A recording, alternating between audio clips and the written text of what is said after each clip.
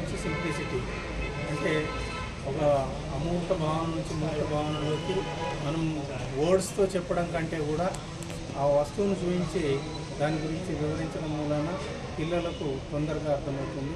కాబట్టి ఈ టీఎల్ఎం మేళా అనేటువంటిది విద్యార్థులు ఒక విషయాన్ని తొందరగా అర్థం చేసుకోవడానికి ఈ మేళా అనేటువంటి చాలా ఉపయోగపడుతుంది.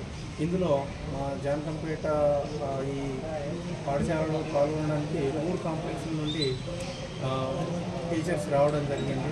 అదొకటి జానకంపేట కాంప్లెక్స్, రెండోది ఎడపల్లి కాంప్లెక్స్, ఆ తర్వాత ఏఆర్పి కాంప్లెక్స్ నుంచి ఇక్కడ ఎగ్జిబిట్స్ రావడం జరిగింది. వీటి మూలన ఇక్కడ బెస్ట్గా ఎంపిక కాబట్టేటువంటి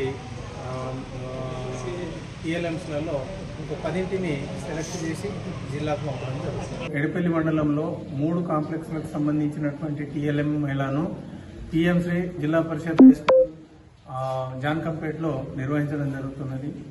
ఈ మేళాలో పిల్లలకు కాంప్లెక్స్ నుంచి సింప్లిసిటీ వరకు, అంటే కఠినమైనటువంటి సబ్జెక్ట్ నుండి దాన్ని సులభంగా అర్థం చేసుకునే విధంగా మేళను, అంటే వీటిని టీఎల్ఎంలను తయారు చేయడం జరిగింది. వాటి ద్వారా విద్యార్థులను బోధించినట్టయితే చాలా కష్టతరమైనటువంటి విషయాలను కూడా సులభంగా అర్థం చేసుకునేటువంటి అవకాశం ఉంటుంది. కాబట్టి ప్రభుత్వం వారు నిర్వహించేటువంటి ఈ మేళాను మనం ఇక్కడ ఈరోజు జానకంపేటలో నిర్వహించుకోవడం జరుగుతుంది. ఇక్కడ 3 కాంప్లెక్స్లు పార్టిసిపేట్ కావడం జరిగింది. ఈ 3 కాంప్లెక్స్ల నుండి మనము ద బెస్ట్ టీఎల్ఎంలను 10ని సెలెక్ట్ చేసి జిల్లాకు పంపడం జరుగుతుంది. జిల్లాలో జరిగేటువంటి టీఎల్ఎం మేళాలో ఈ 10 మంది అక్కడ పాల్గొనడం జరుగుతుంది.